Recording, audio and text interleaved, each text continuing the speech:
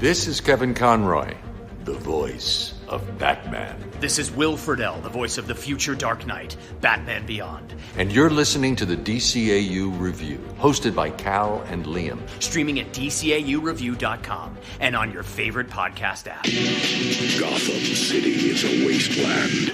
Deep in its valleys of iron and steel, superbugs wreak havoc. Who's up for some laughs?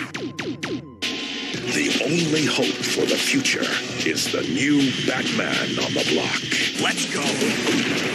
Batman Beyond. Justice returns to Gotham. Welcome, everybody, to episode 312 of the DCAU Review. I am one of your hosts, Cal, and with me, my good friend, good brother, our other host, it's Liam.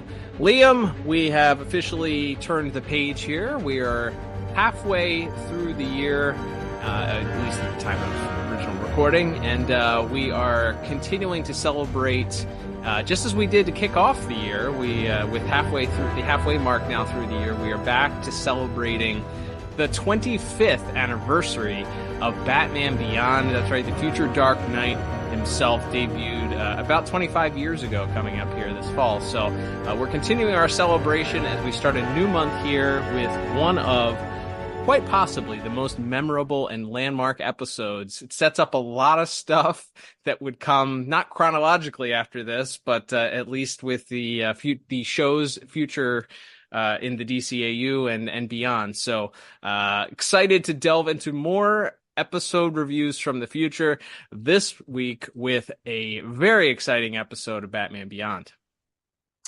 That's right. And it's funny because I think we obviously, if you've been listening to the show for any length of time, we kind of jump around to the various DCAU shows.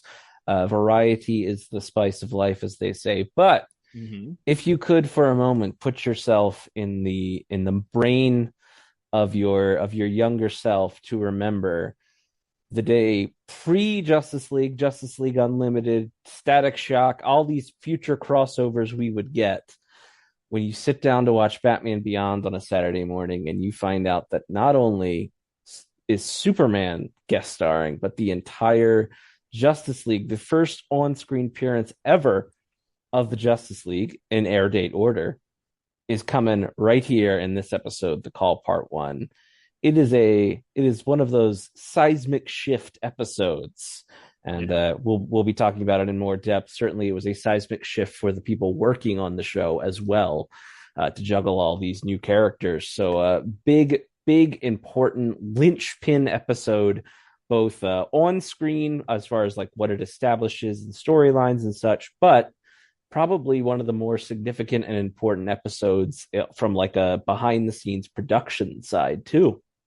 Absolutely. Yeah, we'll get into talking a little bit about that as we go through our episode review for the day.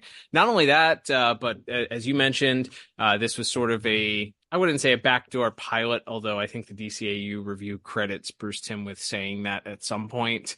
But as you said, it's sort of a test run for what a Justice League show would look like if they were to kind of venture out in that direction. Not only that, but it also does a great job of doing some callbacks to episodes of Superman the Animated Series. So we got a lot of stuff here that all ends up kind of hanging on this one particular two-part episode. We are reviewing part 1, as you mentioned, this week of The Call, which originally debuted on the Kids WB November the 11th, 2000, meaning we will be coming up on the 24-year anniversary of this episode's debut in just about 5 months here at the time of original recording.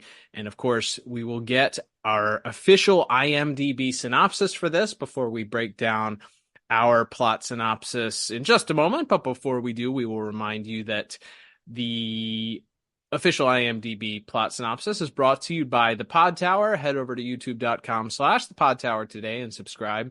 Not only will you get our entire catalog, that's the official YouTube home for the DCAU review, if you didn't know, but you'll also get the official Tim Talk podcast, which covered each and every episode of the DCAU and much more on their podcast.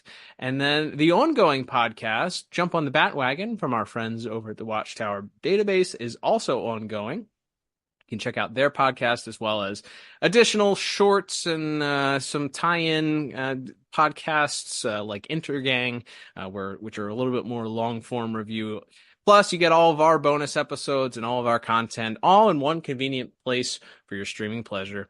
That's youtube.com/thepodtower. Head over to today and subscribe. That's right. So this is the synopsis for The Call Part 1, which has a story credit to Paul Dini and Alan Burnett. Who? Never heard of those guys. That's right. And teleplay by Rich Fogel and Hilary Bader. So boy, you talk about the Fantastic Four. What a group there. Directed by Butch Lukic, music by Christopher Carter, animation by Coco and Dong Yang, and that synopsis reads as such.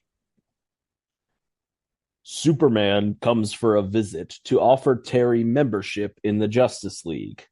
Superman needs Batman's help to find a traitor in the League. Yeah, I think you feel like you could have combined that sentence to make it a little bit more coherent. But yeah, you could have just said Superman recruits Terry into the Justice League to help him find a traitor or something. But hey, overall, accuracy, thumbs up. It kind of feels like they're doing what we did here, which was take something that you could have, reviewed the entire episode in one podcast, and instead are breaking it up over two podcasts, which they could have just summed that up in one sentence, instead use two. So absolutely. I was going to say, we do not cast judgment. Simply, we simply observe. But that's right. Yes. Yes, so that is a pretty good synopsis, I would say, for this first part. But yes, we kick it off in very unfamiliar territory, as at least for this show, as we get our first look at an even more futuristic metropolis, and we see a family of tourists walking through the city, and they get a look at the Metro Tower, or the Justice League Watchtower, as it is simply called here.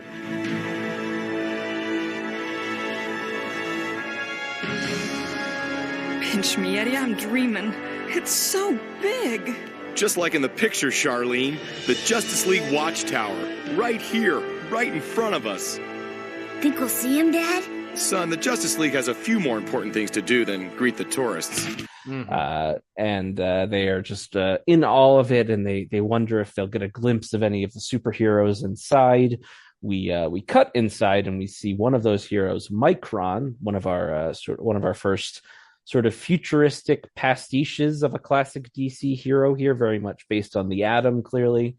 But he's training with a robot, not a Zeta bot. I guess they had phased them out of the training programs by this point. This kind of looks like one of Carl Rossum's robots, if I little bit just out there, or maybe one of the robots that is in the Deep Freeze episode, sort of a combination.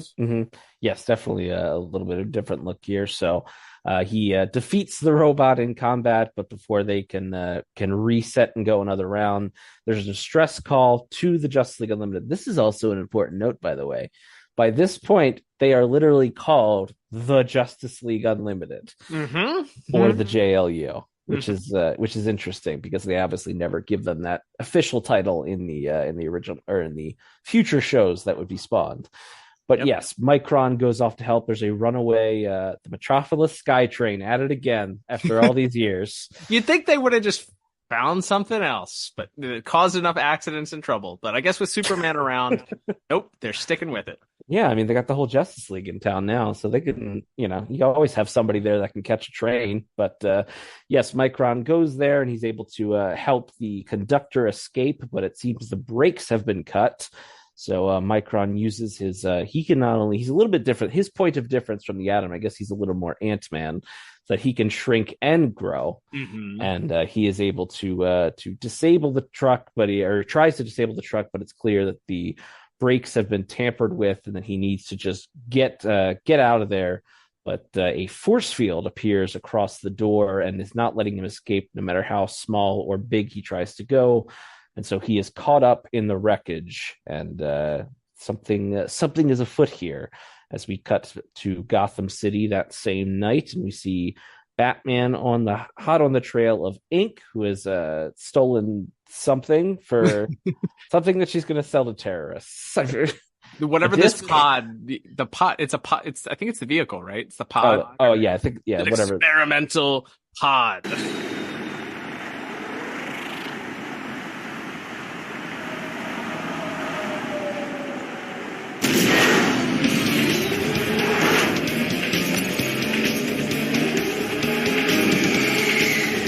Our hunch paid off. Inc. was after the prototype battle pod. That figures. Any terrorist organization would pay a fortune for it. Then I hope they didn't pay in advance, because they're not getting this one. That's right. So we see Batman chasing her through the city. Eventually, the pod has to crash land, and Inc. tries to escape. And she sees a nearby civilian, who I think we see briefly also keeping watch over the whole scene. Mm-hmm. And she uses her Inc. powers to tie him up and threatens to end this poor civilian, innocent man's life if Batman doesn't back off. But that's when we get just a wonderful reveal, and we'll talk about it later in music and probably in voice acting too. But the man does the classic Superman thing where you spin around like a top, mm-hmm. and just sends Inc. flying. Apparently Inc's weaknesses: ice, mm-hmm. water, mm-hmm. getting spun around real fast. Yeah, it's great. I messaged you after I had watched it, and I immediately was reminded of that meme of the old man that's being held up with the knife, and he goes, call an ambulance. And then the next part of the meme is him holding a gun to the guy with the knife, and he says, but not for me. And that's exactly what happened here in this sequence, is that Inc. ties up Superman, and she thinks that she's got the upper hand, but it's very quickly revealed that, as you mentioned, the Man of Steel is quite okay with being tied up for a moment there. He does the same thing he did to get out of the goopy goo from or goopy dough or whatever it was from the Toyman episode. Okay, Batman, back off unless you want to see me put the squeeze on him. He's just an innocent bystander, Inc. Too bad for him. I'll take it from here, Batman.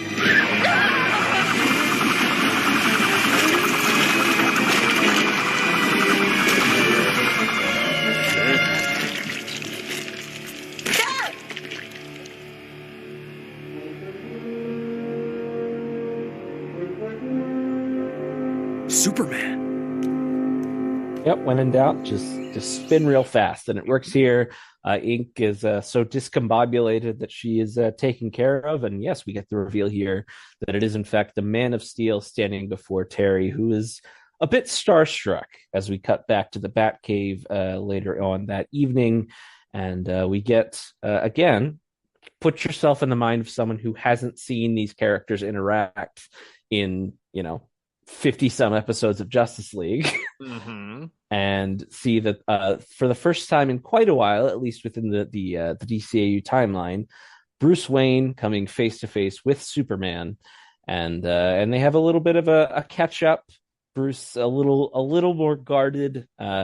Superman tries to be a little friendlier with them, and Bruce isn't really having it, though he kind of gets him to crack a smile, talking about how Bruce is too stubborn to die, and that he's going to outlive all of the old timer superheroes from back in their day.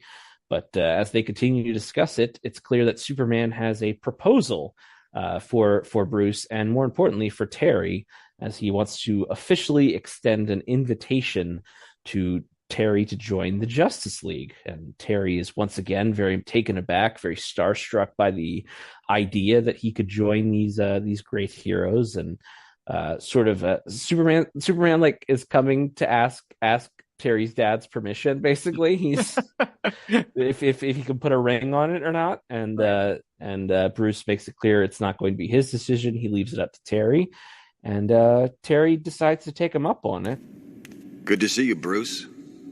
It's been a while. You seem to be holding up pretty well. I could use some of that Kryptonian DNA. You'll outlive us all, Bruce. You're too stubborn to die. What are you smiling at? Nothing. Shall we cut through the chit-chat? I know it wasn't Inc. that brought you to Gotham. I think it's time your protege joined the Justice League. The Justice League? I can't help but consider the timing. Is he supposed to be a replacement for Micron? No. This goes beyond that. I've watched him. I've studied him. He's proved his valor. His time has come, Bruce. What do you say? Well, I don't think it's my decision to make. The Justice League. And here at the start of our second act, we get a look at a very different Justice League roster than one might expect, even keeping in mind the future Justice League shows we would get. We have a very unique roster of League members waiting to meet Terry at the Metro Tower. Yes, and they are all unhappy to see him for some reason. It's well, at least like half of them are, I would say. Yeah. So as you mentioned, we are greeted with a roster that, at the time, transport yourself back to the year 2000, not knowing if you haven't, let's say hypothetically you haven't watched Justice League Unlimited all the way through, and you're not aware of the characters' reappearances on that show. But even if you are, transport yourself back to a time where you didn't know who these characters were. Maybe you're aware of Big Barda, as we were as kids. Like, okay, Big Barda, she was in that Adventures in the DC Universe crossover, sort of loosely tied in DCAU comic book with Mr. Miracle. Okay, you kind of know who Big Barda is, but you're also introduced to this brand new character who, again, is sort of a pastiche for Hawkman. Whose name is Warhawk. He's wearing this. He kind of has the bird theme going on, but it's clearly like a metal suit. So imagine, I guess, Iron Man crossed over with Hawkman. And then you have, of course, a familiar sight as far as maybe the power set with the Green Lantern. We have Kai-Ro, who's a kid Green Lantern. As a kid, I didn't know if it was just sort of a diminutive person or if it was a child. Obviously now we have the benefit of having some insight into the creator's decisions to make it a child, but it is a child Green Lantern. And then we have Aquagirl, who we learn very quickly is one of the ones that is friendly towards Terry, but maybe the only one at this point, as Kai-Ro is sort of indifferent, and Big Barda and Warhawk are not very welcoming when it comes to Terry's arrival. They aren't really happy to see him. So as they sort of make that very well known, Superman pulls Terry aside to confide in him and share with him that the reason that he's brought him there is that he believes that the entire Micron incident was some sort of inside job, that there might be a traitor amongst the League, and that he wants Batman there to spy on his new teammates, something that Terry is immediately apprehensive about because he's clearly not being welcomed to the team, and this certainly isn't going to endear him to these members who are already not happy with his presence. Micron's still hanging on, but his cellular structure was severely damaged. Whoa. That was some accident. Wrong. Someone deliberately caused that wreck, and I think it was an inside job. What do you mean? I found this hidden on the monorail. Not even Micron could slip through the force field it generates. But anyone could have put it there, right? No. It contains technology only the Justice League has access to. I can't believe it. These guys are all big-time heroes. I know. But I can't take any chances. That's why I want you here. To spy on them? Well, that's going to make me real popular. So, Batman gets to work sort of doing research on each of the teammates. He goes through the Watchtower database. Hey, Watchtower database. The Watchtower database to learn more about the heroes. So we see him going through some files, learning about Warhawk and Big Barda. We even see a shot of Mr. Miracle in her file. We learn that from her file that Aquagirl is in fact Aquaman's daughter, and that Aquaman's currently missing. I don't think they've ended up following up on that, but it's also it's very clear that Aquaman doesn't update his profile pic on whatever this like superhero equivalent of LinkedIn is that Terry's looking at. Very because good it's point. still him from Superman the animated series. We don't get No beard. hook-handed Aquaman. That's right. No beard, no long flowing mullet. It's the short-haired svelte. Either that, or at some point he decided to go back to that look after years of fighting and Hey, go. you hit your like late 40s, you start trying to dress like you did in college again, There you It go. happens to the best of us. Maybe, yes, perhaps he had a midlife crisis. So, as Batman is continuing to go over the files, he is interrupted by Marina, also known as Aquagirl, who does warm up a bit to him, and she seems to apologize a little bit for her lack of warmth towards him, and invites Batman to join her on her training session. He declines, saying that he needs to continue to learn more about the rest of the JLU, and it's that point that Terry calls up Bruce to say that he's really not comfortable with what's going on. He can't believe that there would be anybody in the league that would be a traitor to anyone else, which is some incredible foreshadowing that was obviously not on purpose here. But the fact that we have a Justice League member that would be a traitor to the other Justice League members, obviously Bruce, timeline-wise, has already experienced this, so he does his best to tell Terry that he shouldn't be surprised that he's been portrayed before, and that he should continue to do the research that Superman brought him there for. It's at this time that the screens that are monitoring the rest of the Leaguers in and around the Metro Tower, one of them goes dark, and that is Aquagirl's, as Terry begins to figure out that something has happened. He runs into the room where she's been doing her training. It's a water tank, and notes that the temperature is rising within the tank. Aquagirl can't escape the tank, so he's doing everything he can to break her out. Throws some exploding bombs at the door. Those don't work. He's banging on the glass. And we cut to Warhawk and Big Barda, who are doing their own training room in sort of the what is equivalent to the danger room, I guess. X-Men's danger room, as they're doing their own practice. And Batman goes in, steals Big Barda's weapon, and her Mega Rod. Yeah, the Mega. And we know it's called that because when he grabs it, she says, "My Mega Rod." This is true. Yeah, she trademark TMCR. He steals the Mega Rod and heads back to the tank, much to their chagrin. Doesn't have any time to explain what he's doing. He just takes it and uses it to break the glass in the entire tank open, saving Aquagirl from being boiled alive. I love that Barda's first question is, "What did you do?" As if Batman somehow was responsible for this. She's just ready to blame him for whatever trouble is happening. Mm-hmm. He must be the cause of it. So Aquagirl does her best to assert that Batman had nothing to do with it. In fact, that there was some sort of malfunction. This causes Terry to further do some exploration and do some additional detective work to figure out what's going on. He does, in fact, figure out, with Superman present, that one of the chips was sort of melded or fried in some form or fashion, thus causing the malfunction in the tank. And it's at this point that Superman declares it must be sabotage. There's no doubt in his mind at this point that there is a traitor amongst them, and that it's Batman's duty again to continue to do his research to find out what's going on, who's responsible for it, and to figure out just who the traitor could be.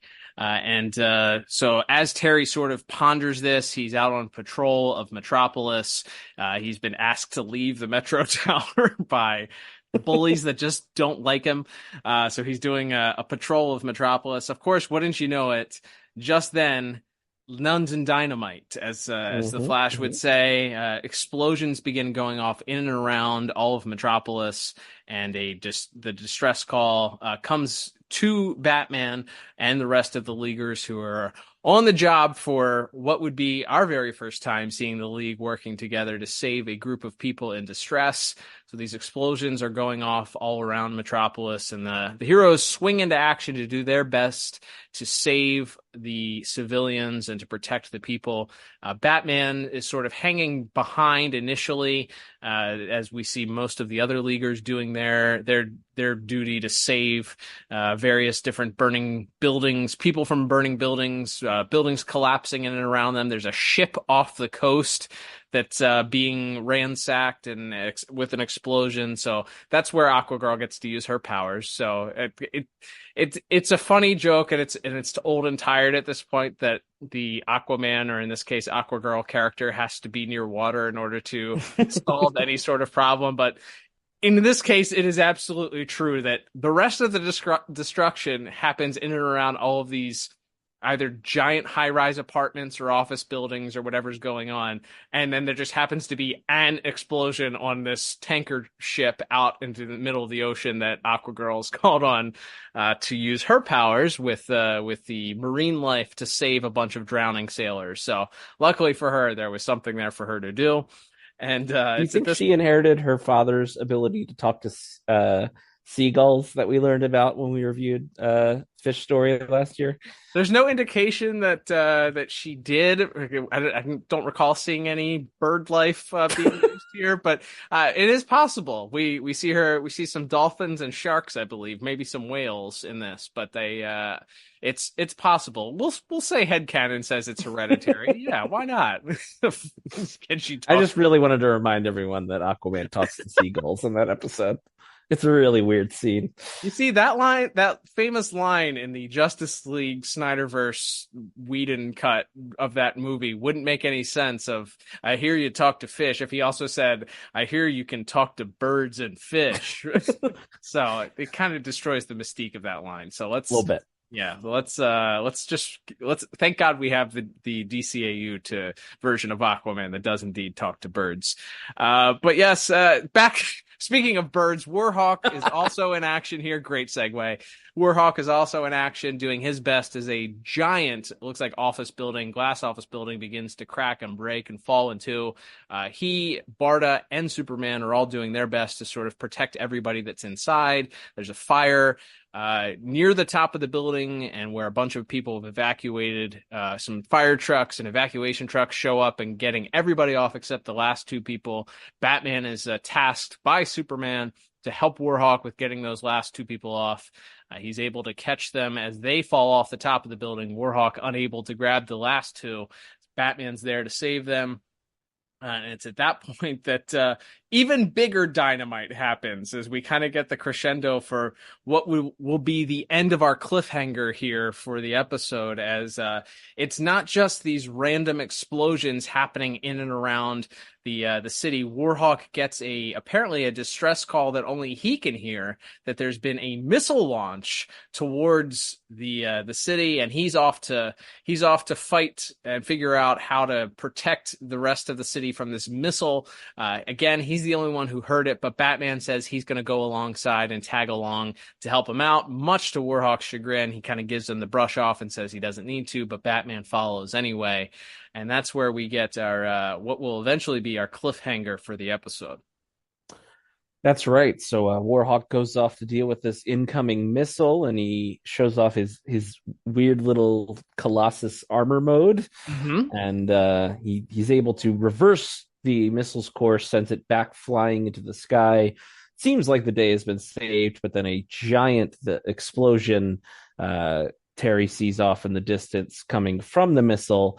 And in case there's any ambiguity there, we get the Warhawk's helmet comes flying in and smashes right into the Batmobile's windshield at about 1,000,000 miles an hour. So it appears that Warhawk has been killed in this missile explosion. As they land back, Batman tries to explain the distress call that Warhawk hears. Warhawk.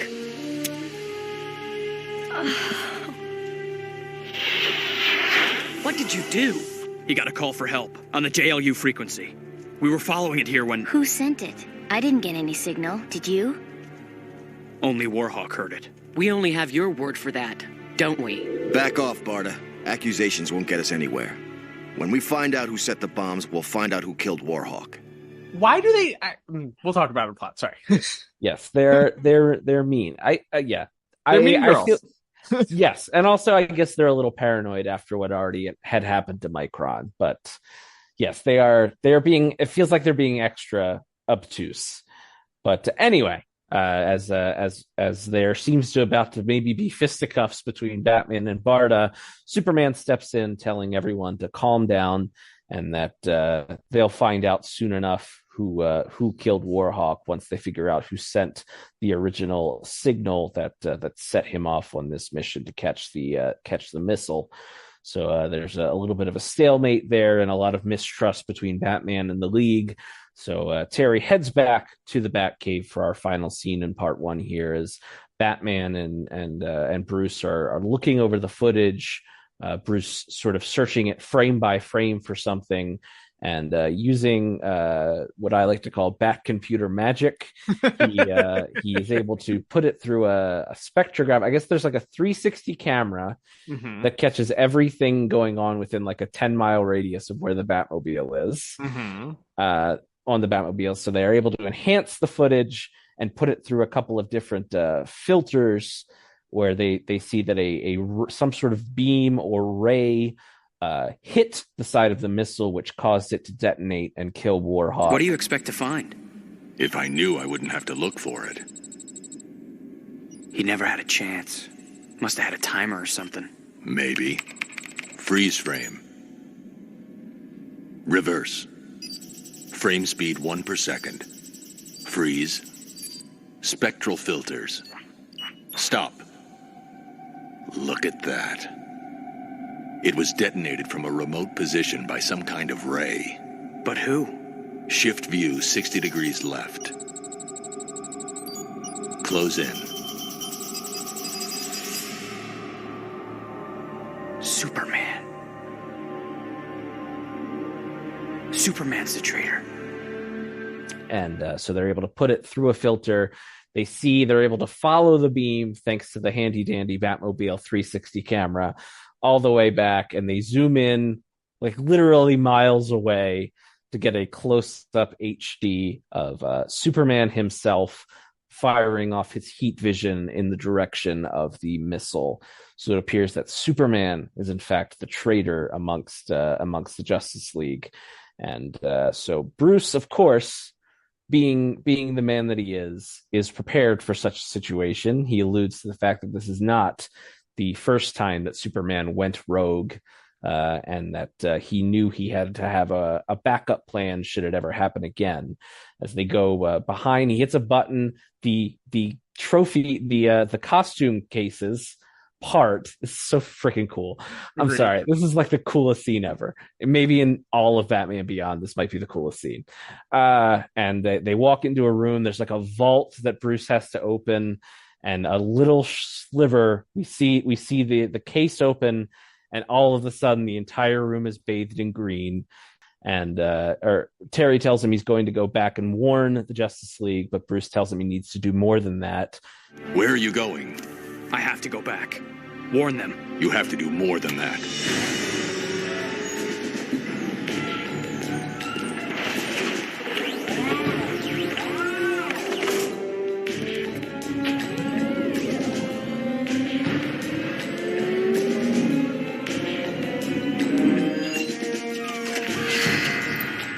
This isn't the first time Superman's gone rogue, so I made sure I'd be ready if it ever happened again.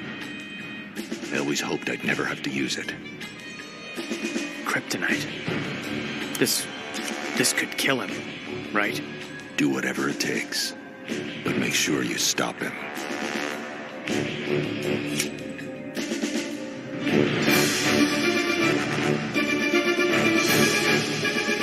He gives him the kryptonite. Terry asks if it can kill him, and Bruce, not dissuading that idea, simply states, do whatever it takes, but make sure you stop him. And that is where we get our lovely to be continued title card. And there we will leave it for this part 1. So, wow. Whew, man, heck of a cliffhanger, by the way. Again, transport yourself back to being anywhere from 8 to 12 years old watching this on a Saturday morning, and that's your cliffhanger: is Superman secretly evil, and Batman has pretty much been tasked to go kill him. So we had, and this is pre like Batman v Superman, the popularity of the Dark Knight Returns re-releases over and over and over again. Probably not quite in the zeitgeist of every 8 to 12-year-old. So the idea of Batman having to fight Superman to stop Superman and to fight him using kryptonite was not exactly something people were quite as familiar with. So boy, what an interesting visual. Also, I would like to point out, somebody on Twitter earlier this week, there was like a Lex Luthor meme going around talking about how Lex was surprised that he got cancer from storing the kryptonite in his pocket. Yes. But then this scene shows you how serious Batman was when it came to protecting the kryptonite, keeping himself safe from the kryptonite radiation. It's in a lead sealed box inside like another vault in the ground behind his trophy case. Like there wasn't any he was making sure there was no radiation poisoning coming out of that thing. Absolutely. Bruce learned Lex's lessons. That's right. Doesn't keep it in his hip pocket anymore, like he did like he did in Justice League. But we'll assume that utility belt was lead lined at the very least. But yes. So this is interesting. Now I think you already kind of alluded to it. There is a little bit of, in order for this story to work, the Justice League have to be really distrustful and kind of obtuse to Terry as soon as he shows up. Like you kind of have to check that at the door. Like if you think it's like, okay, well, but he's it's Batman, and he's been having his own adventures and holding Gotham down for years now. Right. The original Batman, as we'll talk about when we review part 2, was part of the group, and or at least on a part-time basis allegedly. But it's not like he's some rookie that they don't like. He's handled a lot of stuff by this point in his career. This isn't season 1 Terry who's having trouble with splicers and Spellbinder, right? Like this guy's done and seen a lot by this point, and has stopped like worldwide plagues. And where were you guys when Cobra or whoever that was trying to poison the whole world or whatever? But so I feel like you have to, if you can check that at the door and you just get lost in the mystery, this is a pretty good first part here, leading to that big reveal and your cliffhanger.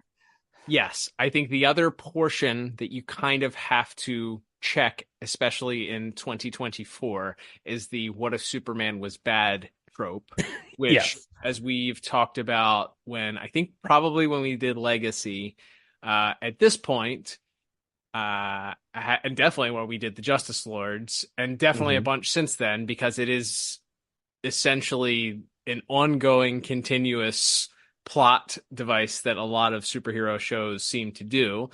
If you can check that at the door also, like, and it's simply like, oh my gosh, Superman, especially with the cliffhanger, like Superman's bad. Like, why would he do this? Why is he going rogue? Where are we on the timeline? When did, I should have looked this up beforehand, but when did Legacy debut versus when this show debuted? I think Legacy is the start of the year 2000, because it had some production issues, which we chronicled, I think, back when we covered it on the show originally. So February 5th, 2000. So February 5th, 2000, and this debuted in November of 2000. Right. So it had been written probably for some time, but yeah, so it also was not an alien idea, pun intended, for Superman to go rogue, as Batman references. So it's like, okay, we have seen this pretty recently where Superman was a bad guy even back then. Yes. But you've changed up a bunch of the pieces. It's in a different setting, different characters are interacting with it. This time Batman's actually involved with it, where I think when we reviewed Legacy, we're even like, what is Batman doing during this like Superman goes bad and is trying to destroy the world storyline. Like, so, and they sort of throw with a throwaway line, Batman kind of takes care of that. He says he's prepared this time.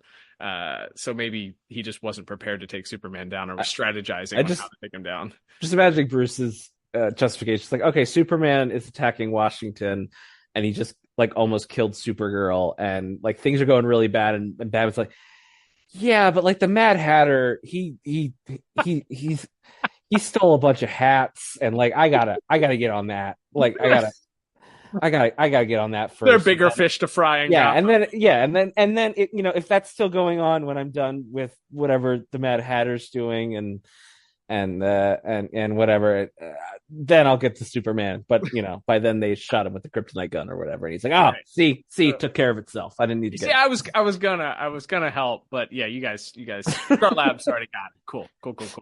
Yeah. But back to the plot itself. I do think it's interesting. I kind of hate that they're mean girling Batman again. However, I will say in the interview, there's like a little 5 or 6 minute featurette that Bruce Timm and Paul Dini sat down with for, I think it's the Blu-ray. It was probably originally recorded for the DVD set, but our friends at World's Finest have it on YouTube. You can check it out. But it's interesting because they both acknowledge that if you think too hard about a lot of the episode, and there are additional issues when you look at the plot for part 2 that we'll talk about next when we review that, it kind of falls apart. But if you can just put on your 8 to 12-year-old cap and you're like, all right, I'm just going to watch superhero show and enjoy it. I think you can certainly find plenty of things to enjoy. I think the plot falls apart a little bit too much for me when you look under a critical lens, because that's not like we can sit here and enjoy this episode. And I don't think either of us, I would be surprised if by the time we're done scoring both parts 1 and 2 together that we will hate this episode. But right. Our whole thing is that we use a critical lens to look at this and we point out things that are like, that's kind of flawed. And I think for part 1, for me, it is the characters really have no reason to distrust Batman. They certainly don't have any reason to distrust Superman, who has brought in Batman. And it wouldn't make a whole lot of sense that bringing in Batman, that he would be the one, like he was the one, like they could have made it more clear, like they don't trust him because maybe he was trying to work Micron out to get a spot or something like that. Like, oh, he was jealous. Yeah. He wanted to get into this. He wanted to get his place at the round table again. So we got, he's the one who caused Micron's accident. Okay. Like even that kind of would have, if you had made that clear that that's what they were concerned about. Yeah. I think that would have made a little bit more sense. Yeah. But just the fact that they're jerks to him for no reason, and multiple characters that are jerks to him, instead of like if you just made one character, oh, Warhawk's this jerk, so he's going to be mean to him. Okay, but it's him and Barda, and they're both distrusting, and they both are kind of mean to him, and Aquagirl's kind of mean to him at the beginning, and it just, I don't like that, and I think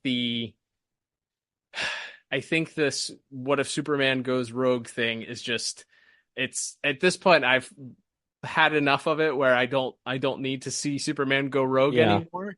So it's hard to not look at that as a plot point for this and go, been there, seen this a couple of times, especially when we just saw it in the DCAU technically 9 months before this. Sure. Yeah, I think that's a fair point. To the stuff about like Barda and Warhawk being so over the top, like dickish to Terry. I mean, I think part of it is the idea is that like Superman, because we know he's pulling the strings sort of behind the scenes here, is like intentionally leaving them in the dark. Like they make a point of saying he didn't tell them that he was bringing Batman in, and then he kind of cuts things off before they can kind of have it out. And so it seems like he's almost intentionally stoking that dissension, but they still come in at a 9. Like they're already really, like it would be one thing if they were a little distrustful, and then maybe the thing with Aquagirl happens and they get more distrustful, then the Warhawk thing happens, and then Barda's really like ready to Right. strangle him. Like Right. maybe it could have built a little bit more as opposed to them just being from minute one, right, ready to pounce. So that probably could have been done a little smoother. Or maybe just make it. What if they just made it clear they're like, he's not on our level.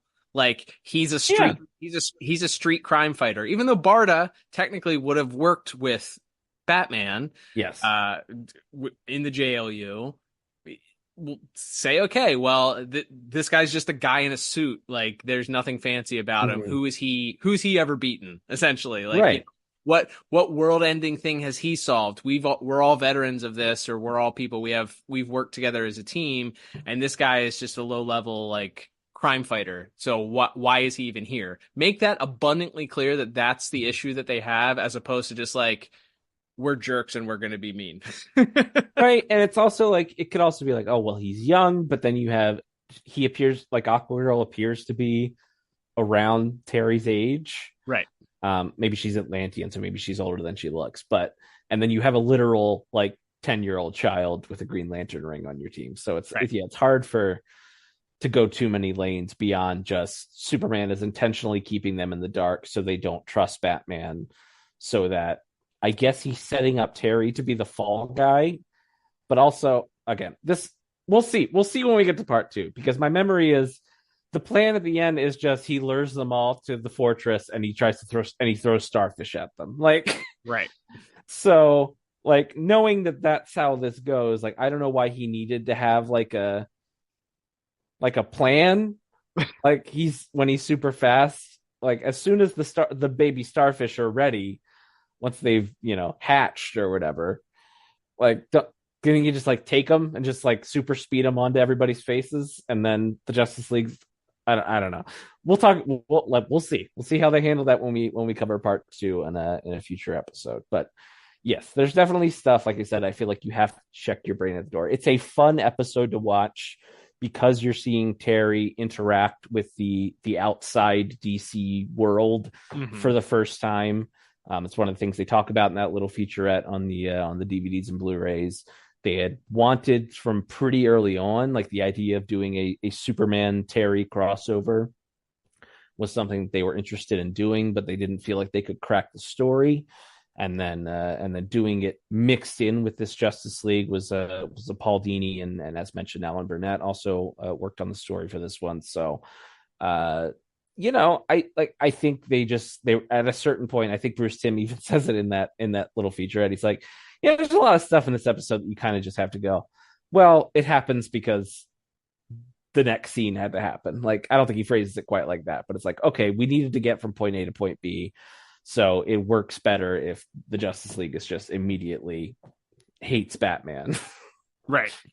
Yeah. So I guess what we're gonna do here, we've done we've split up a couple 2-parters before, Cal. So what we're gonna do is we're gonna give our tentative scores for plot this week, and then we'll give our finalized scores when we review part 2.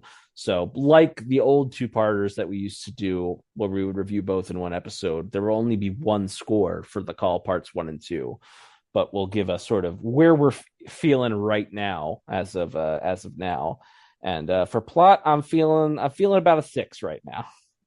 Yeah, that's exactly where I landed as a 6. Again, I don't know that score is going to move up with next week because there's not a lot of action. It's much more story driven for part 2, but and there's I think even further continuity issues with part 2, but I think we'll just say for what we have thus far, it's looking at the plot itself under a microscope and saying, okay, these are some kind of big plot holes when you think about it.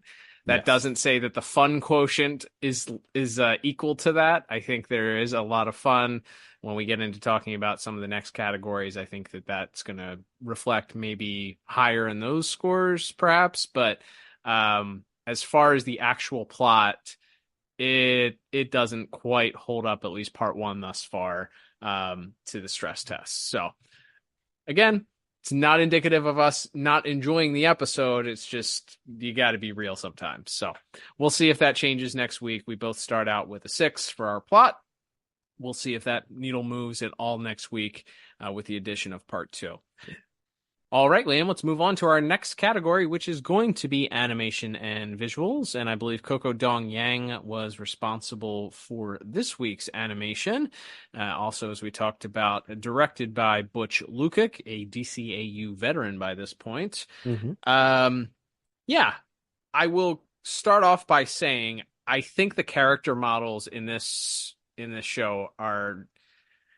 I don't know if it was, I don't know what happened here, but there's a lot of issues at times where characters just kind of look real angular or stretched out, or their eyes are like really far apart from each other, or their proportions are real distorted.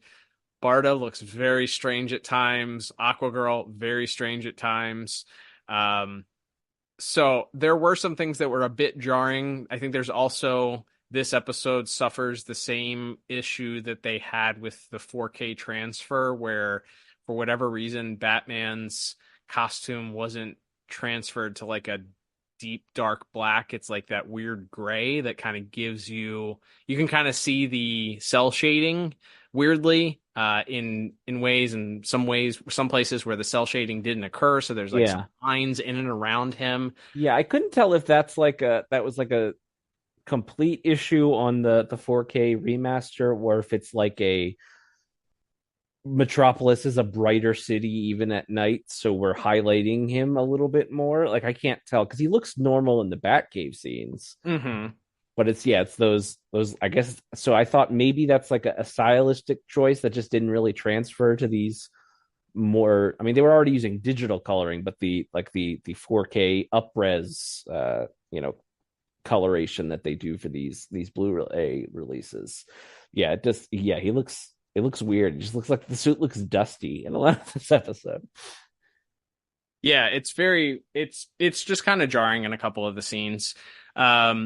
So with that aside, I will say that did sort of impact my score, because there are some scenes where people just look like aliens. They're human beings and they look like aliens. So that I wasn't a fan of necessarily. However, it is consistent pretty much throughout the entire episode. So at least it's consistent at times.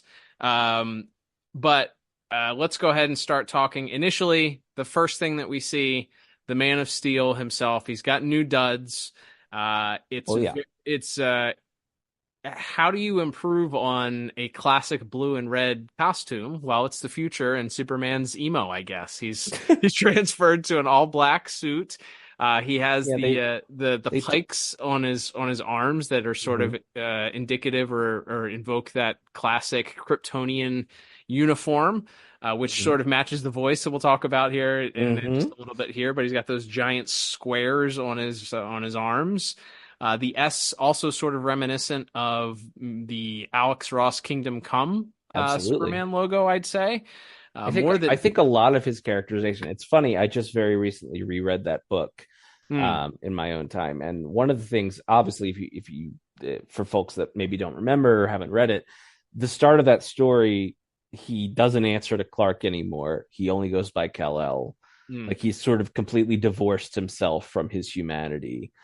And so when he comes back and he has the red and blue suit, but he has the S with the black in it and just kind of that sharp straight line across, and the gray temples. So it feels to me, and they didn't really talk about this in the featurette, but to me, they took that idea, because there is a scene where I think at least Barda calls him Cal several times, which I thought was very specific, and done on purpose to kind of represent that their version of that as well.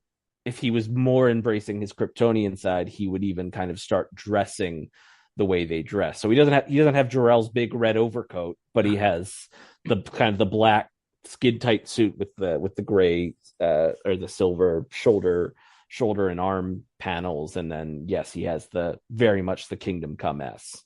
And a turtleneck. It goes up to his up below his chin now. He's covering up. So I love it. I think it's striking. You gave him an updated suit. It fits I feel like it fits the mood of the darker Batman Beyond world. The first time you see him is at night in the shadows, even though you get, the first scene takes place in sunny Metropolis. The first time you see Superman is literally in the shadows. We learned last week from My Adventures with Superman that anytime he needs a disguise, he might as well just throw on an overcoat of some kind, I guess, because he's wearing this like protective rain suit for his initial disguise there before surprising Ink. But I really like the updated suit. As you mentioned, there's several parts there where if you know. Kingdom Come, one of maybe my favorite stories ever told, and certainly the artwork from that is one of my favorite bits there. Alex Ross, one of our favorite artists. So for many reasons, I really like the Superman look, and this suit was done so well that they later adapted it when they did the Justice League Beyond comic, I believe, right? Didn't they keep the sort of look here with the gray temples and all of that? Absolutely, yeah. It's definitely a design that's been graduated over into the comics world as well. So yeah, and I think it really, you kind of mentioned it really, consider what a departure from the classic Batman look the Beyond suit is. Like, we're so used to it, especially by this point in the series. But just the sleek back, which is the logo on the chest, and a very kind of minimalist belt. And the full face mask, even like it's such a huge departure from a classic Batman costume, and here the Superman has a thing. It's like seems like there was like a moratorium on capes at some point, sometime between present day DCAU and 50 years from now, whenever now is DCAU. Everybody just got in the way of things, I guess. I guess so. It's like the Incredibles thing. Like somebody got caught in a jet engine, and that's why they made a moratorium on them after that. But yeah, we don't. That. But everybody's capeless now. There you go. Yeah, no more capes, just jumpsuits. Barda got rid of hers. Barda looks like the entire episode is essentially what you would assume a Bruce Timm pinup of Barda. In fact, I feel like I've seen Bruce Timm pinups of Barda like that. So he mentioned in that featurette that they initially were trying to use Wonder Woman for the episode, but because of rights issues at the time, they were unable to use her. So they decided to go with Barda as a stand-in, which fits well, I guess, for the episode. I think if Wonder Woman had been mean to Batman, I would have been a little bit more upset, because that's very uncharacteristic of her. This, at least, she's clearly a hardened soldier at this point that has no time, and her whatever, I don't know the functionality of her outfit, but it's very Kirby. I'll just say that. From the gloves and the swimsuit that she wears, I don't know, but yeah. So Warhawk also pretty awesome. I love they decided to just go with a pastiche. Paul Dini in that same featurette mentions that they wanted to have a Hawkman-like character, but sort of update it for a futuristic look. So it works out well that they went with this particular character. As we know, it plays into further DCAU continuity later on. And then Cairo, the Green Lantern, again, sort of just a futuristic version of the classic costume that we see. You see the green, you kind of see the Lantern logo, and that's about that. But as far as the character models, and Aquagirl herself, also just sort of wearing a swimsuit. At least hers covers her body, though. There's no. It's a one piece. That's right. Exactly. She's modest. She's got like little gloves. She's. Yes. In case she needs to like do some pull-ups after she gets out of the pool, I guess. Yes, maybe Aqua CrossFit. There we go. I like that. Yes, but so that sort of is our overview for our character designs. I love the way the characters look. For the most part, I don't have any complaints about them. It feels like it fits into this version of the DCAU, the futuristic version. Nobody has any other than Green Lantern's green. Everybody else kind of fits in there with red and black and dark green in the case of Aquagirl. Yeah, as far as visuals are concerned, what sequences stood out to you? Anything that you liked? Oh, side note before you get into that, Yeah. I think our next piece of merchandise for the show is an official JLU with stars mug. I love that the opening sequence with Micron, he has an official JLU mug, sold in the merchandise store. You think at the Metro Tower? Definitely a Metro Tower gift shop item, right? Yes, absolutely. Would love to add that to my my mug collection alongside my Jimmy DeBoss mug. But yes, so yeah, the stuff that stood out. I love that opening scene. We already kind of touched on it, and again, it's one of those things where often we separate them for the purposes of having 4 categories. A lot of visual elements in this story are also plot related, so a lot of this will be stuff we already kind of talked about or touched on. But that reveal that you already kind of mentioned it, of Superman in his weird little green overcoat, and then the big spin, and then he's kind of standing with his back to Batman for a moment, and then you get the turn. Really, really cool sequence there. The again, that I didn't love a lot of the stuff in the tower. Like it looks fine. I do like the Micron shrinking and growing effect. He kind of gets this like red energy around him, and they kind of like stutter it a little bit. I think they did a pretty good job with that size changing look here. He doesn't have the big atom swirling around him like the Atom does in Justice League, but I like that effect. Warhawk, love it. I think that's like, yeah, he's like, I guess he's like Ironhawk. He's like he's got like a jetpack and the metal wings and everything, but just a really, really great look. That whole sequence, and that's one of the things they talk about in that featurette, is that to this point, this is probably the most ambitious action sequence they had ever done on any of these shows, just because of all of these different characters. And they talked about like being able to look back on it now, having done Justice League by this point, knowing what they would do different now. And they talked about some of the kind of using a pan rather than a cut to show what the other characters are doing and how that maybe made the action feel slow. But honestly, the scale of that thing where all the bombs are going off Metropolis, and Superman catches the building and the glass kind of starts to crack and shatter from the force of his hands holding it up. Yep. Really, really neat. All that stuff. Barda using her mega rod as like a pillar to keep the building steady. Really neat.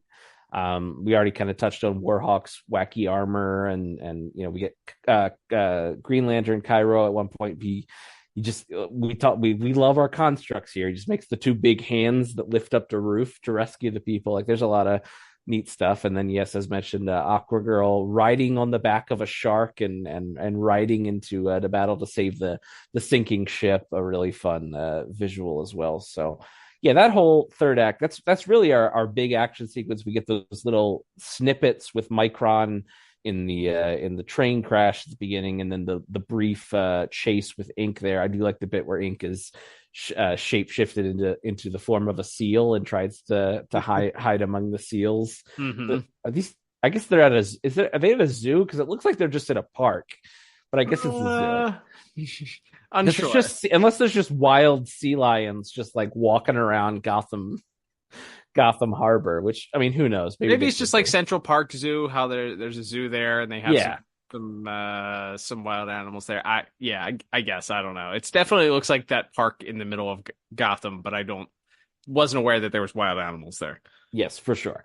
But anyway, I like that sequence of the brief action we get between Ink and Batman before Superman rolls in as well. And then again, already kind of touched on it because of how important it is to the plot, but those final moments of the episode, where Terry says, I got to go back and warn them, and he very dramatically, he's not looking into the camera, but he's facing the camera, and he pulls the mask on, and you kind of even hear his voice transform more into the Batman voice from the Terry voice. Again, we'll talk about that more in voice acting, but and then Bruce hits the button, and you see like the cobwebs part on the cases with the costumes in them, and they go into the kryptonite vault. And like I said, he pulls out the little sliver and everything's bathed in green. Like, again, that ending sequence is, boy, that's on the short list for like the best scenes, I think, in this entire show's run.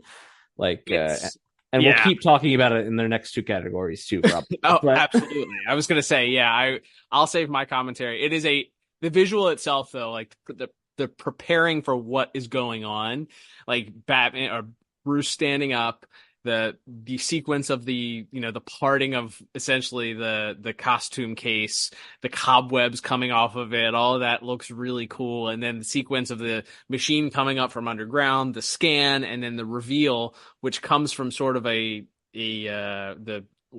point of view of looking at Bruce, and then you kind of see him grab this thing, opens up the case, and you just see the light shine onto the Batman costume face where Terry's standing there, and you begin to see the radiation there, and it's done really well. It creates this crescendo of tension that kind of makes you want to see. It's like, what happens next? It does its job as being an excellent cliffhanger. So I realized I didn't mention Micron's look also is pretty awesome. I like the fact that it's clear that the pastiches that are supposed to be these other characters with Warhawk and Micron and Aquagirl, they give you enough to sort of tell you who they're inspired by, but also set them apart. I like that, as you mentioned, Micron's powers sort of more indicative of Ant-Man being able to grow in size as well as shrink.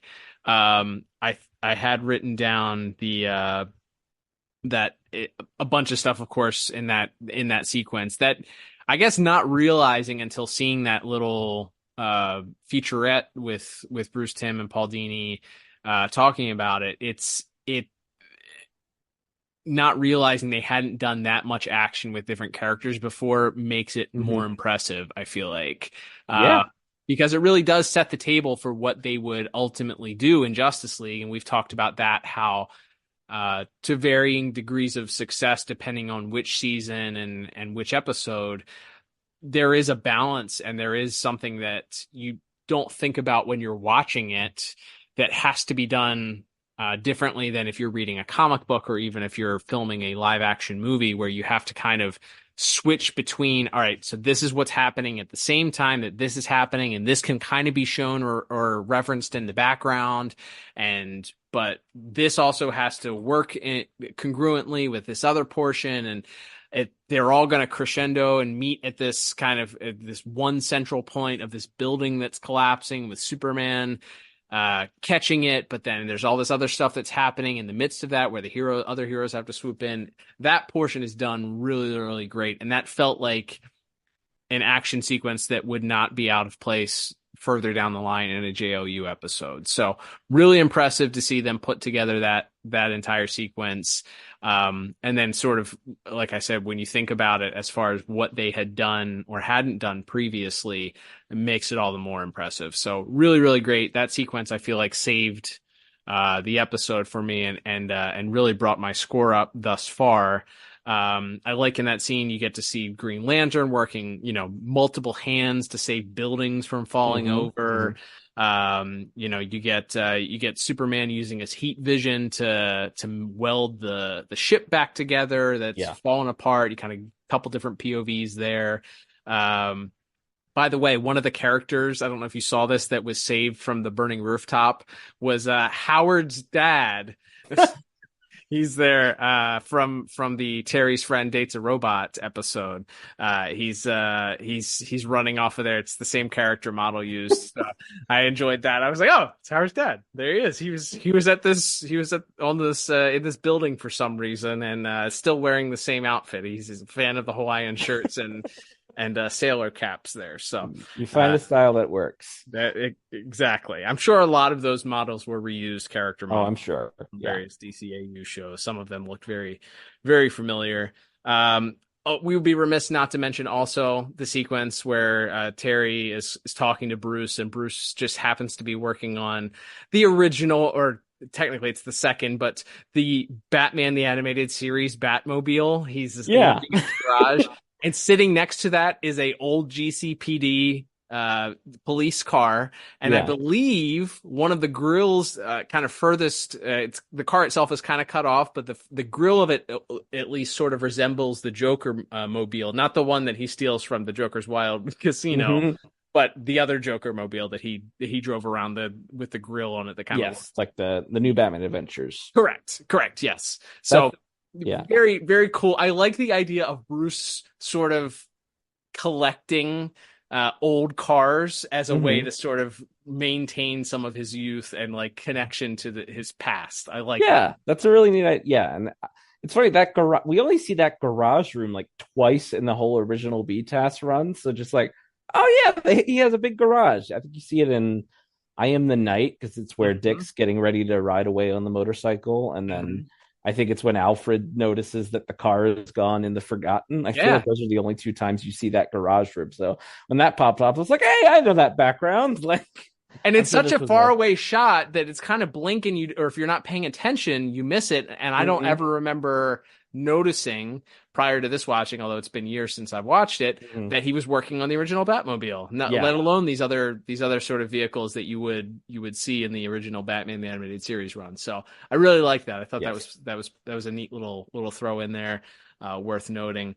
But Superman gets to use the super clap also to put out the fire in that fire sequence. The return of the super clap. Exactly. He's got which sounds like if your super clap returns, you should probably consult a physician, but here it's a good thing. Yes, in this case, Superman putting out a fire. And if you need help putting out a fire, see from the super. no, sorry. Moving on. Oh, yeah, and then maybe the most impactful portion, and it's obviously, spoiler alert for a very old cartoon, is immediately undone in the next episode. But the shot of the missile going up, exploding, you kind of have a half second to breathe and like, oh no, did Warhawk get out? And then his helmet launching into the windshield of the Batmobile and sticking there. It's so sudden. It's incredible that they pulled that off. Oh my goodness. It is horrifying. That is traumatizing. Like, I mean, obviously Terry pulls it out and you there's no head in it. So you can tell right away that, all right, well, he wasn't beheaded, but still it just sticks into the glass. And then he lands the Batmobile eventually and pulls the helmet out. What a really neat visual, like brilliant. They name checked. Who was the guy that they name checked in the featurette? Adam Van Wyck. Adam Van Wyck, the storyboard artist. I have to imagine he did. I know they credited him for that sequence. So if it was another artist, then our apologies. But that was the one that they at least gave credit to for that sequence. So what an incredible sequence there that starts with obviously the writing, but then the actual storyboarding there of getting that visual of the helmet being lodged in the in the windshield of the Batmobile. Man, haunting, really great, loved it. Absolutely, yeah, it's great. My only other visual note before we can get to our tentative scores is there's a moment as we kind of laughed and lampooned where Terry is looking at all of the case files, and we see the little clip of Barda in her full armor and Mr. Miracle. We see Aquagirl with the old picture of Aquaman. And then we cut to he's talking to Bruce on the radio about how he's investigating the League and how he doesn't, he feels uneasy about it. And we cut back to it, and Bruce is looking at Superman's file, which is a really great little nugget of Terry is investigating everyone else because, of course, Superman's not the traitor. It's just a great little visual nugget of building the mystery for that reveal that I think was a really nice touch, and that maybe Bruce was a little just he even mentions in that first scene where they meet that he felt the timing was strange and felt like they were just trying to use him to use Terry to replace Micron. So it feels like Bruce is a little suspicious of Superman's motives even before he learns that he is apparently a straight up murderer. Yeah, it's that is a good bit of foreshadowing there. There's a couple other things that I think the DCAU wiki points out, that there's a bit where Superman is supposed to be using his X-ray vision, but his eyes light up as if it was heat vision, and I don't know if that was an error done by the animation studio, because there is a bit where Barda's gloves suddenly disappear when she's trying to hold the building up. So it could have been just an error, but obviously knowing that Superman has been using his heat vision for other things to detonate other things, it could very well be that all of these explosions that are happening were in fact not bombs, but Superman using his heat vision to ignite various different things in and around the city. So I did like that. That was something that I hadn't thought of before. I thought it was more of an error, but you can explain it away with obviously what the plot is. But yeah, for all those reasons, despite not loving the character models for the episode, I still gave animation visuals pretty much based solely on that action sequence in our tail end of our second act, third act, I guess. 8 out of 10. So for my placeholder score here for with another episode to review. What about you? Yeah, have the exact same placeholder score so far. Yeah, it's really strong, like I said, especially knowing it was their first ensemble superhero action outing. This is some pretty impressive stuff, and I think the third act is certainly propping up, along with all of the neat character designs and, like we said, that reveal at the end. So there's a lot of cool stuff, but the action is staged so well, and it's, like you said, seeing all the different heroes sort of problem solve using their unique skill sets is a lot of fun too. So it doesn't feel like not everybody is just a big strong guy or girl that can hold up a building. They all have to use their different powers in different ways to help. So I like seeing that in a Justice League type environment. So that's a lot of fun. All right, Liam. Well, let's move on to our third category of the day, which of course is going to be music, and music this week done by the great Christopher Carter. So I guess before we get into the nitty gritty of the actual pieces themselves, I think in hindsight, if we could look back, it would be neat if the Justice League theme sort of matched the JLU theme or the original JL theme in hindsight. But obviously this was done in 2000. Justice League wouldn't come out until 2001 and JLU a couple years after that. So, for what it's worth, there is a JLU theme here used with the introduction of our heroes. So we'll start there. It is sort of just this, it feels like generic at the beginning, just some kind of trumpets and horns and stuff like that. And then it sort of has this piece at the end that crescendos and is, to me, very indicative of the classic John Williams Superman theme. Like the end of it kind of has that at the end that you would hear in the crescendo of the classic Donner Superman film. So I picked up on that. I was like, okay, so that you're starting something from scratch here, but you're also kind of borrowing from a classic heroic theme here, marrying it together. Superman's clearly involved with this team. It's a really neat way to sort of put a exclamation point on the end of your piece here. And it's used a couple of times. I think it's used the initial time that we get a look at the Metro Tower, maybe. And then when the League definitely jumps into battle later on a couple of times during that portion, especially when you kind of get that really neat, we didn't talk about it, but the sequence where the Justice League shows up and they're all sort of looking, you get the POV shot of them flying towards the camera, all kind of going to do their assignments, is a really nice little bit there. And the music sort of punctuates that as it goes through. And also when Micron, I think you hear it at the beginning when Micron's working on the train also. So it was nice for Christopher Carter to establish a Justice League theme. Obviously, I think I'm a bigger fan probably of what eventually came afterwards when you had other Justice League, the official Justice League themes, TMCR.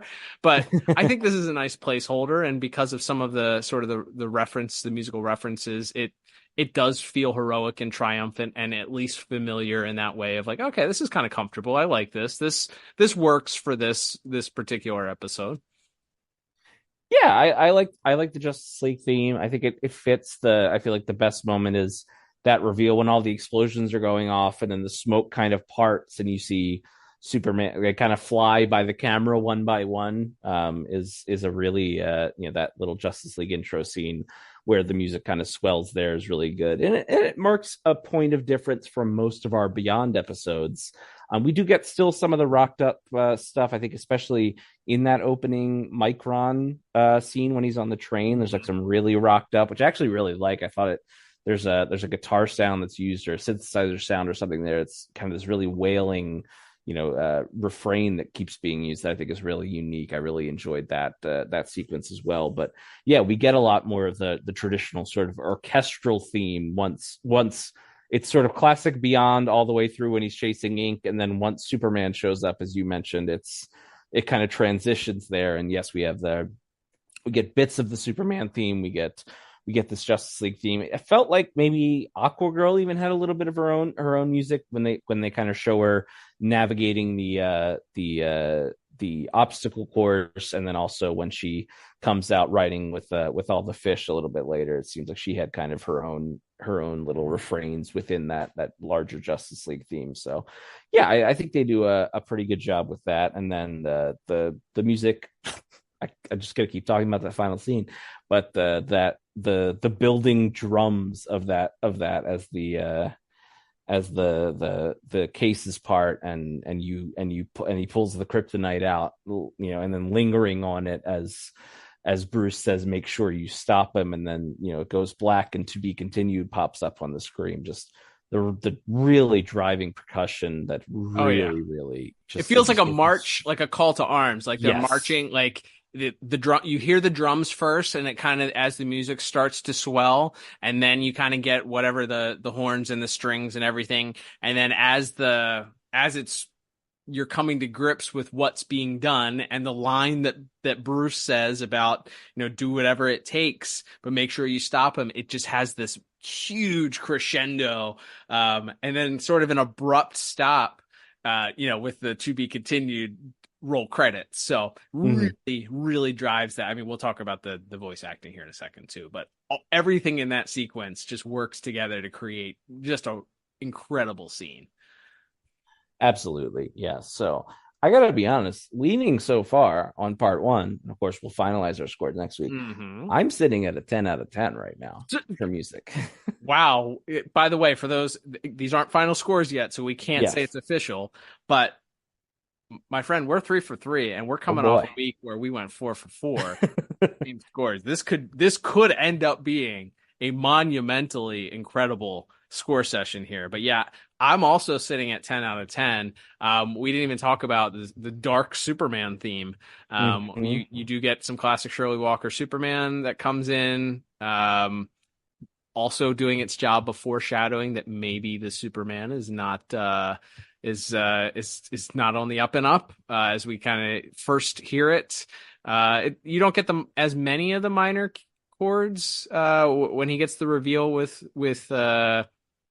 ink, but then later on when he shows up, you definitely hear the more minor chord as I think it's played during the ship rescue sequence, maybe when he flies onto there. But yeah, Dark Superman, anytime it's played out of the ordinary there, that something's afoot. So some great little clues there by Mr. Carter before getting to our actual plot point there, showing that Superman was not playing for the right team this time. So yeah, so 10 out of 10 so far is our placeholder scores here. We'll see after we review part 2 whether or not that score sticks. But man, some really great music, and I think that final scene really. Ooh, man, I had goosebumps watching it. It's really good. Like, I had to rewind it, listen to that crescendo of the piece again, just to really appreciate it. So go out of your way to check out that scene this week, as we'll continue to talk about it in our next category.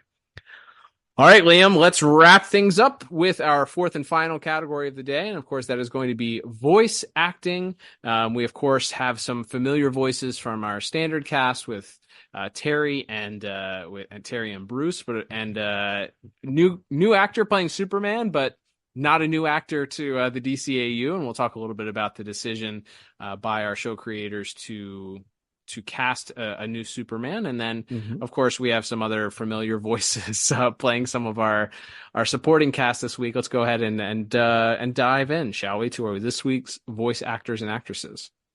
Absolutely. So right off the bat, we have Shannon Kenny returning for her final appearance as Ink, very briefly in this episode.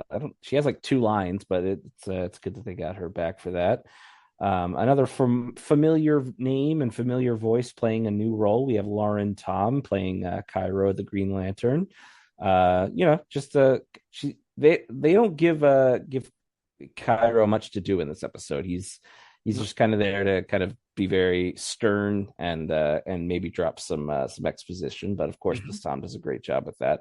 Always, it feels like you can just go down the list of like Lauren Tom, Tara Strong, Greg Griffin, like all of those like classic voice actors that you think about, and all of them also end up playing like children and specifically little boys at some point during their career. So it's just, I mean, I think it's just the obvious point is it's hard to get to cast a grown man as a little boy and not get that sort of childlike innocence to come out of it, or but also I feel like if you're going to cast, the problem also comes up with where if you cast a child in that once they hit puberty, there's going to be a significant change, and if you're not ready for your character on screen to look differently or to be older, then it's going to be jarring. So someone that can do the voice for literally forever, or for as long as they're in the business, if you're doing a little child, a little male child, you're probably best off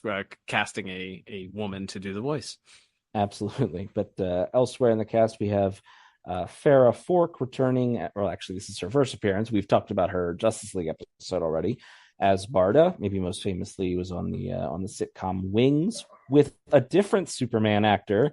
She was on Wings with Tim Daly, and then now she's working with opposite a different Superman, ironically. But yes, she's here as Barda. We already talked about like what we don't like about the script, but yeah, she's stern. Like it feels like the same person that we see later on down the line in Justice League. Like she's just very stern and no nonsense. Yeah, has always ready to fight. Like that is her. Yep.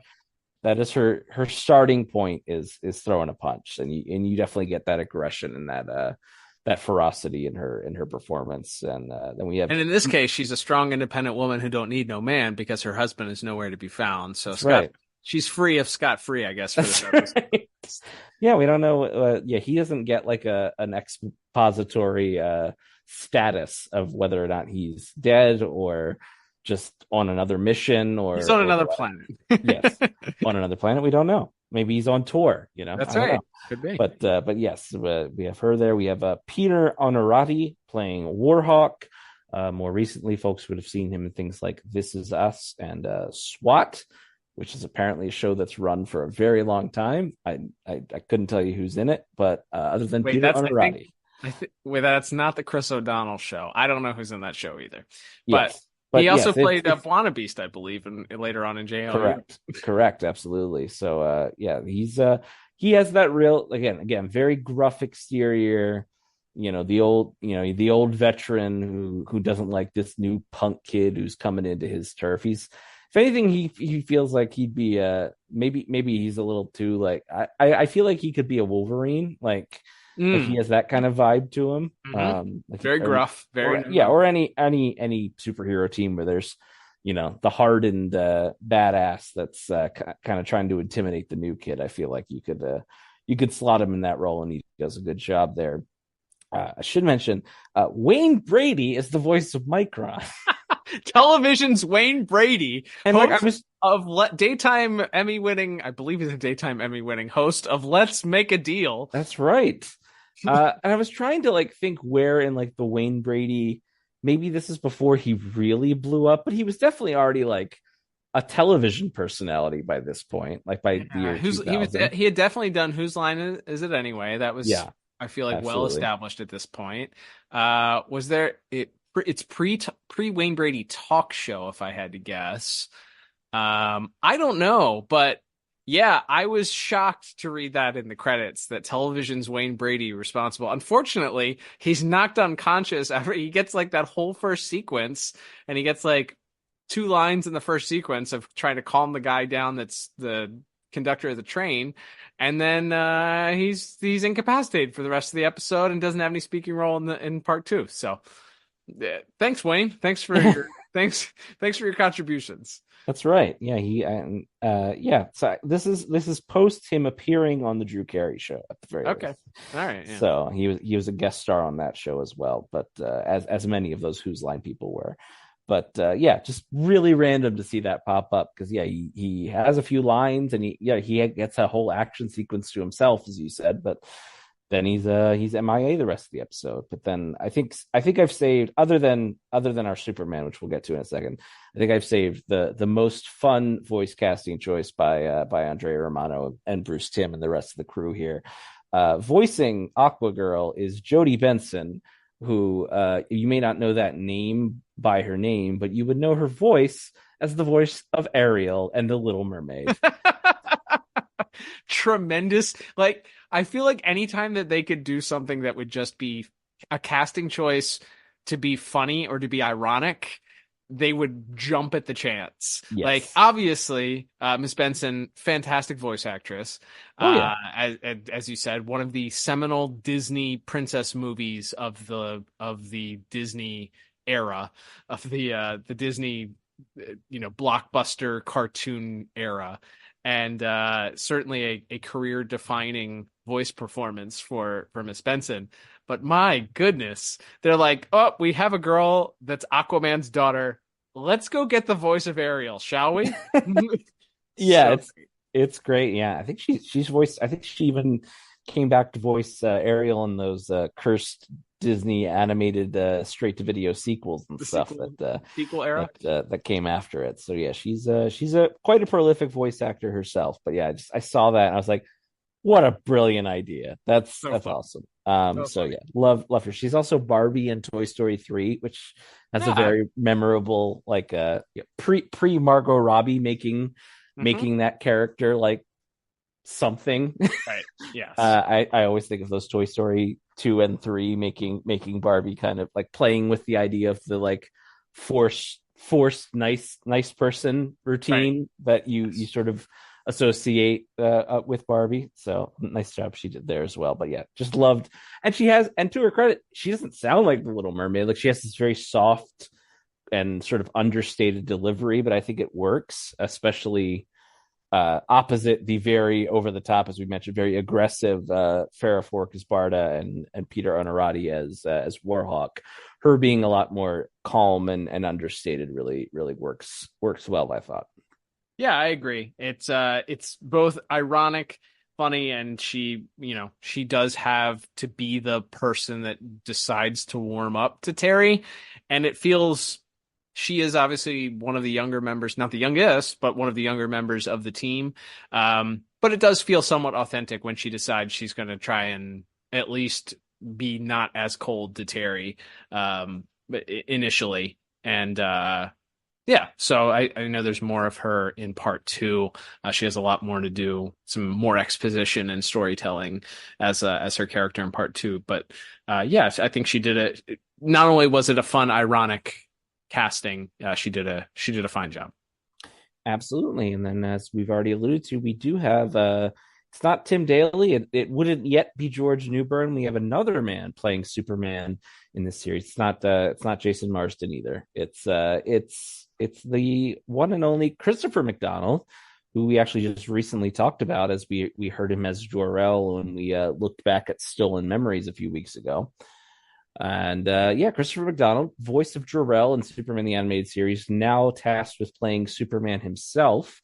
And you already kind of alluded to it, Cal, in that little featurette on the DVDs.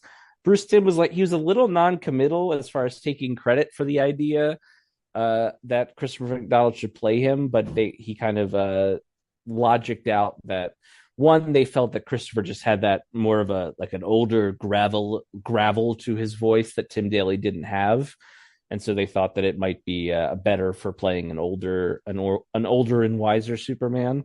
And then also they felt that maybe there's some sort of poetry, as we already talked about, in the visuals of the character, maybe drawing on that Kingdom Come story, the idea that he's moved closer to his Kryptonian side as he's gotten older. That then he's just become his father, basically. He's and so we have Christopher McDonald. It does take a little bit to settle into because it's Christopher McDonald has a very like unique and obvious voice. Like there's no mistaking who that voice is when you hear it. But I think I settled into it by like the second act or so. Yeah, it's hard. It's hard to not hear Jor-El's voice also, because it is such a striking voice. It's unique. I mean, it's I'm with you there. It does take a second to kind of adjust, especially when he doesn't really sound like Tim Daly at all. He doesn't sound like George Newbern at all. So it's like, man, what happened in these last 50 years that did Superman take up smoking? Like what is the atmosphere poisoning his voice or something? Like what happened here? But with that said, he's obviously a fantastic voice actor. He's tasked with kind of being this character that's somewhat leading Batman on, I guess, question mark, in this in this particular episode. So we get more of him sort of just investigating. I think the highlight of this particular episode, though, is his interaction with Kevin Conroy's Bruce, and it does really feel like an authentic reunion between these two characters versus who is this guy that looks like Superman but doesn't sound anything like it. So he does soften a little bit, I feel like, in that sequence that kind of does give it the warmth that we're expecting. Otherwise, he kind of comes off a little bit cold, which I guess makes sense for the plot, but sort of does feel unlike the DCAU Superman that you're used to. So I like the reasoning behind it. I get it. I think as a kid, it felt weird. It's like, wait a minute, this is supposed to be the same Superman. Why does he sound so different? But when you know that it's Jor-El's voice and you kind of understand the reasoning behind it and you kind of look at it, it's like, okay, well, he sort of interacts the same way with Bruce, at least. It's fine. Like, I don't know that I would, if I had the choice, I feel like I probably would have just recast him, had Tim Daly come in and do it. But I like the fact that they went for something different. Yeah, like I said, it definitely takes a little while to settle into it, and we'll have to see if that how he does in part 2 when the character takes a more directly sinister turn.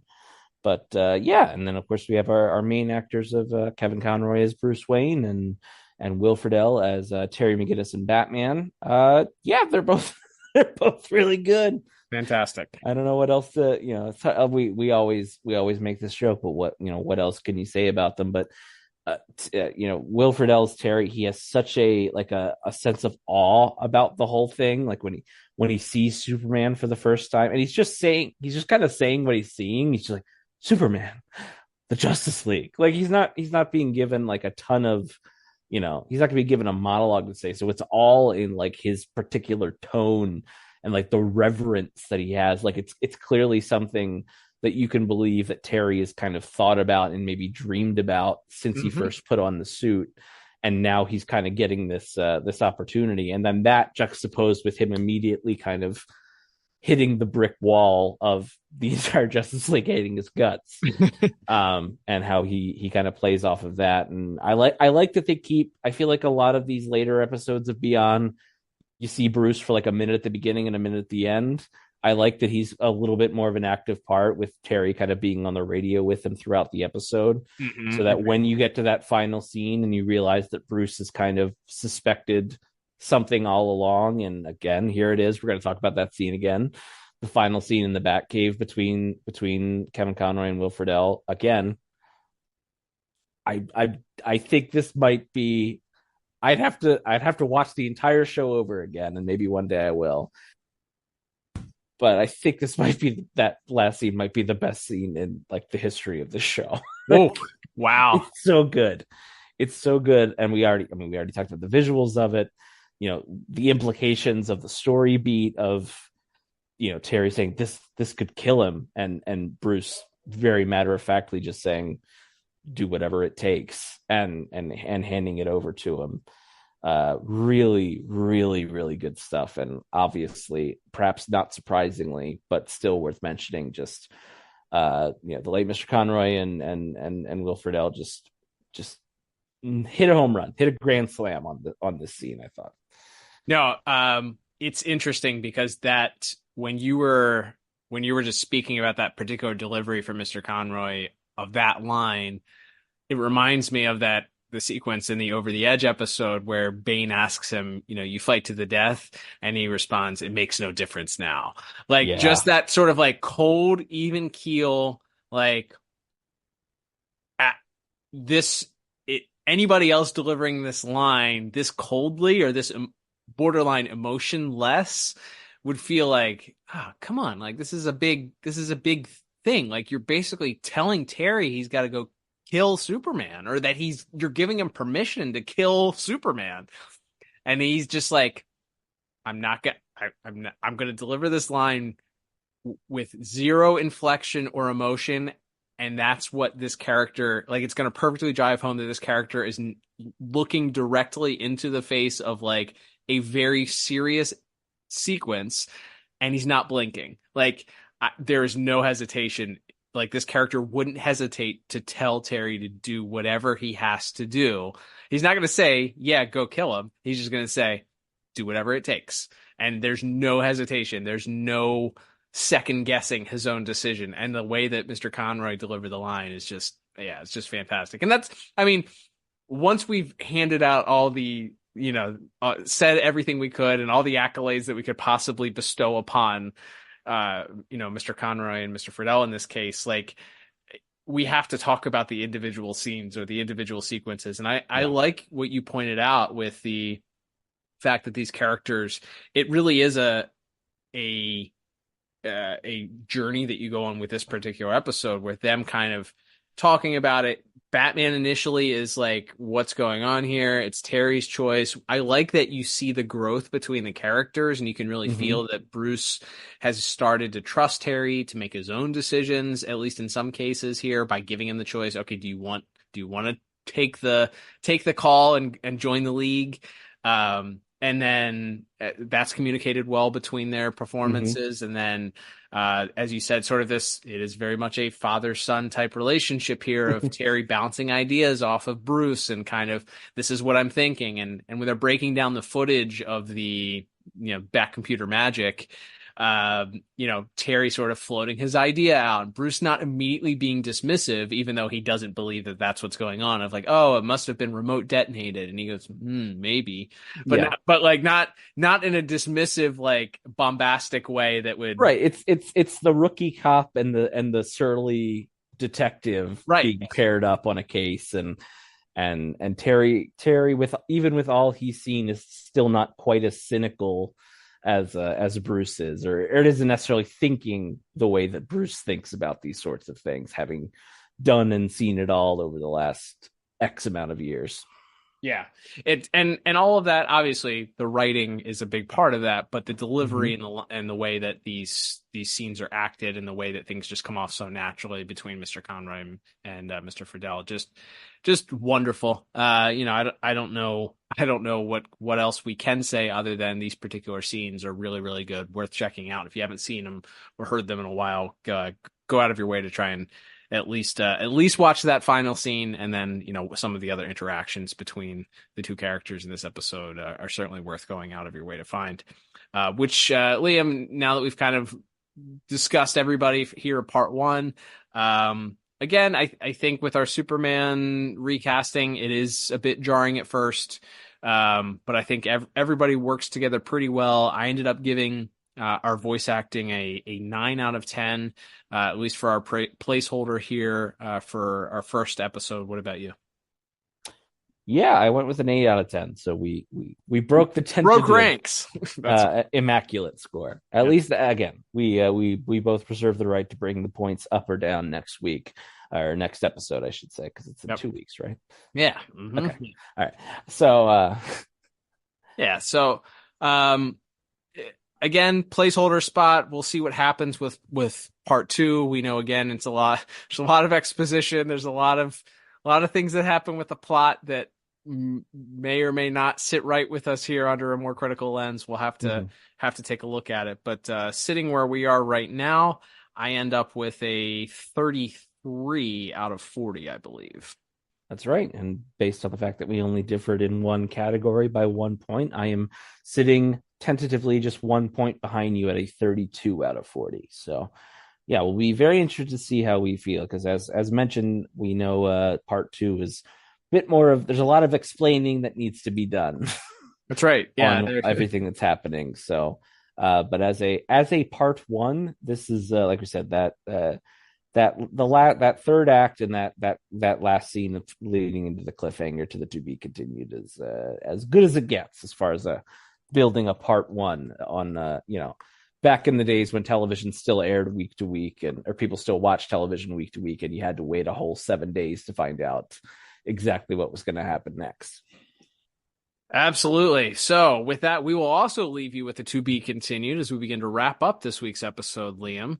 Thank you, everybody, for tuning in. Don't forget, if you'd like to support the podcast, you can do so a myriad of different ways, which include following us on social media at DCAU Review on Twitter /X or Instagram or Threads even. You can check us out on all of those platforms and interact with us there as well. That's one of our favorite parts of doing the podcast for the last 7 years of our lives is not only do we get to enjoy the time that we spend together on a weekly basis discussing these cartoons from our childhood, but also talking to people who are also fans of these cartoons or DC Comics, or maybe experiencing and watching them for the very first time. If that's you, we enjoy the conversation that kind of comes with all of this stuff.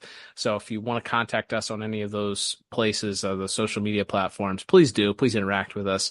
We would greatly appreciate it. You can also support the podcast by, of course, subscribing to us on your podcast platform of choice, whether that's here on Spotify or Apple Podcasts. Maybe you listen to us on YouTube. Subscribe to us in whichever form you do, and then leave a 5-star review. Or if you're listening to us on YouTube, like the video, comment on the video. We greatly appreciate that. And then if you, of course, are listening on Apple Podcasts and leave a 5-star review with a little blurb attached to it, a little paragraph telling people what you like about the podcast, and we read it on air, we'll send you a little thank you gift.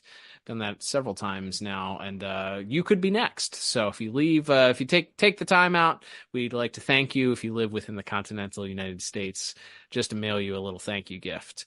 Liam, you can also support the podcast if you'd like to by joining our monthly supporters by checking out the show notes. There's a link there directly to support the podcast monthly. We have several people to give of their hard-earned dollars just to help us continue this podcast and to feel accomplished at the end of the day, that people are listening and appreciate what we do. So we appreciate those that appreciate us. Thank you to our monthly supporters. You can also check out the aforementioned link to our store. I think I have new inspiration here. So coming soon, a JLU mug, perhaps. Just with the letters JLU. It doesn't mean Justice League Unlimited. It just means JLU. Right. We're not infringing on anyone's copyrights by doing that. So check that out. Maybe your name is James Larry Underwood, and you want a mug to match that with your initials. Check that out. This would be the spot to get your mug or shirt, perhaps, for that. But Liam, we will continue next week. We will veer away from the Batman Beyond reviews. Oh, we've dreaded this. We've avoided it. I think this is since we've started it, this is probably the longest drought we've had. Is this the first time all of 2024 that we're forced to do this? I think it is.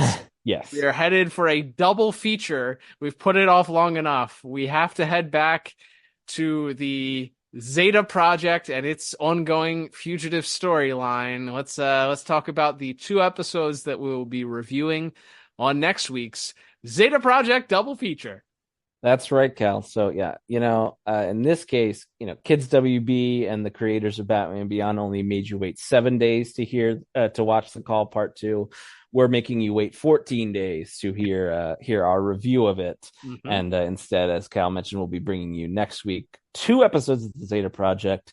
And the Zeta Project is one of the shows that we just review in episode order because, well, we've never seen it before, so we might as well. However, and again, is it air date order? Is it a production order? I don't know. It's whatever order it's in on the Amazon digital purchase. I paid $14.99 for this show. Anyway, I'm not mad. Don't put in the newspaper that I was mad. We're watching 2 episodes 11 and 12 of the Zeta Project, entitled Kid Genius, featuring the return of Bucky, and episode 12 titled Rose Reunion. We have to be ending close to the end of season 1, right? We are, yes. These are episodes 11 and 12, and then there's one more episode in season 1. So, 14 episodes of the Zeta Project remain once we finish next week's Double Feature. Start the clock. Let's go. All right. Until then, I'm Cal. And I'm Liam. We'll talk to you on the next episode of the DCAU Review. Bye-bye. We probably won't talk to you because you likely won't listen to it. No, nobody's going to listen to that.